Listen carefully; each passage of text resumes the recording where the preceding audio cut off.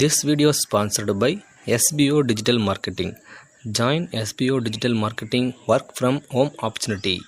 Mobile based part-time jobs perfect for students, homemakers and job seekers.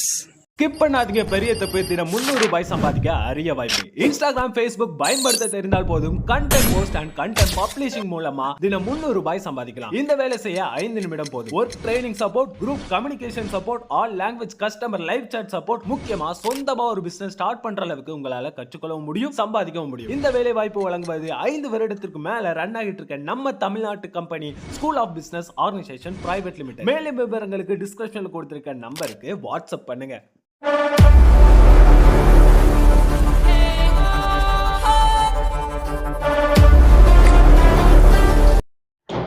இன்றைக்கான வீடியோவில் நம்ம எதை பற்றி பார்க்க போகிறோம் அப்படின்றதுக்கு முன்னாடி நீங்கள் இன்னும் நம்ம சேனலை சப்ஸ்கிரைப் பண்ணலாம், மறக்காமல் சப்ஸ்கிரைப் பண்ணிட்டு பாருங்கள். இன்றைக்கான வீடியோவில் வந்து லேம்ப்ஸ் பற்றியும் ரிசர்வ் பேங்க் பற்றியும் பார்க்கலாம்னு சொல்லியிருந்தோம். அதை பற்றி பார்க்கலாம் வாங்க.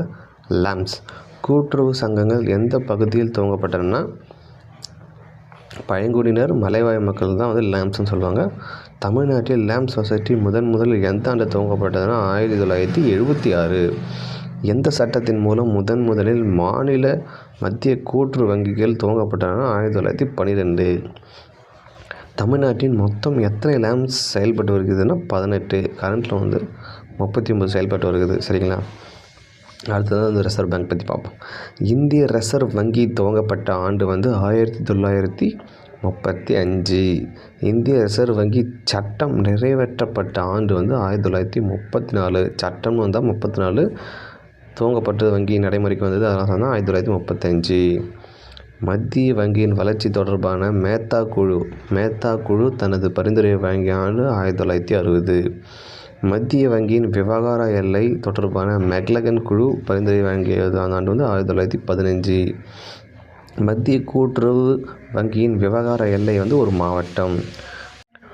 மாநில மத்திய கூட்டுறவு வங்கி தான் வழங்கும் கடனை எத்தனை சதவீதம் பங்கு தொகையாக பிடித்தம் செய்கின்றன? 7.5%. மாநில கூட்டுறவு வங்கிகள் எந்த ஆண்டு முதல் எந்த ஆண்டு வரை துவங்கப்பட்டன? 1919 முதல் 1920 வரை. தமிழ்நாடு மாநில கூட்டுறவு வங்கிகளின் அங்கீகரிக்கப்பட்ட மூலதன எவ்வளவு? 5 கோடி. அகில இந்திய மாநில கூட்டுறவு வங்கிகளின் ஒன்றியம் உருவாக்கப்பட்ட ஆண்டு 1964 மே 19 அன்னைக்கு. தற்போது அகில இந்திய மாநில கூட்டுறவு வங்கிகளின் இணையத்தின் எத்தனை மாநில தலைமை கூட்டுறவு வங்கிகள் உள்ளன? 27. அடுத்ததான் வந்து நில அடமான வங்கிகள் முதலில் எந்த மாநிலத்தில் துவங்கப்பட்டதுன்னா 1920 பஞ்சாப் நில அடமான வங்கி. நிலவள வங்கிகள் வெளியிடும் கடனீட்டு பத்திரங்கள் ஆயுட்காலம் வந்து 20 ஆண்டுகள். கடனீட்டு பத்திரங்களுக்கு அங்கீகாரம் அளிப்பது யாருன்னா மாநில அரசாங்கம். நிலவள வங்கிகள் ஒதுக்க வேண்டிய சிறப்பு நிதிகள் எவைனா மீட்பு நிதியும் பொய்த்தல் கிணறு நிதியும். இந்தியாவில் முதல் மாநில நிலவள வங்கி எந்த மாநிலத்தில் துவங்கப்பட்டதுன்னா 1929 தமிழ்நாட்டில் துவங்கப்பட்டிருக்கு. இந்தியாவின் முதல் மாநில நிலவள வங்கி. நிலவள வங்கிகளுக்கு கடனீட்டு பத்திரம் வெளியிடும் அதிகாரம் படைத்த வங்கி எதுனா மாநில நிலவள வங்கி. தமிழ்நாட்டின் மாநில நிலவள வங்கியின் நிர்வாக குழு உறுப்பினர்களின் எண்ணிக்கை 15 முதல் 29 பேர் வரை.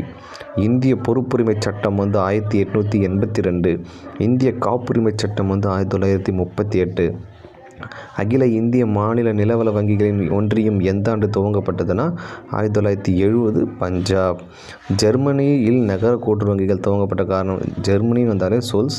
இத்தாலி நகர கூட்டுறவு வங்கிகள் துவங்க காரணமாவது லூசாட்டி. இந்தியாவின் முதல் நகர கூட்டுறவு வங்கி எங்கு துவங்கப்பட்டதுன்னா காஞ்சிபுரத்தில் 1904. நகர வங்கிகளின் உச்ச கடன் அளவு எவ்வளோனா பொதுவாக தனது சொந்த நிதியில் 5 முதல் 15 வரை. ஒரு சங்கத்தின் சொந்த நிதியில் எவை அடங்கும்? பங்குத்தொகை, காப்புத்தொகை. அடுத்ததாக வந்து நகர கூட்டுறவு வங்கி ஒன்றில் சரக்கு இருப்பு கடன் வழங்கும் முற்படும் போது அந்த சரக்கின் முதப்பில் எத்தனை சதவீதம் வரை கடன் வழங்கலாம்னா வந்து 75% வரை கடன் வழங்கலாம். தமிழ்நாடு மாநில தொழில் கூட்டுறவு வங்கி ஆரம்பிக்கப்பட்ட ஆண்டு வந்து 1961. சுய உதவிக்குழு எந்த ஆண்டு முதல் தமிழ்நாட்டில் தொடங்க வேளாண்மை கூட்டுறவு சங்கத்தில் B பிரிவு உறுப்பினராக சேர்ந்து கொள்ள அங்கீகரிக்கப்பட்டதுன்னா 1999.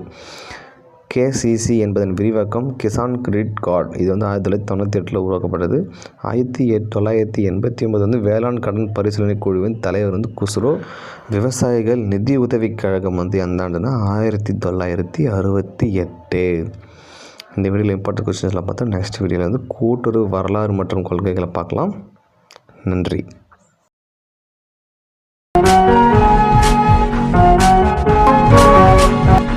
Thank you.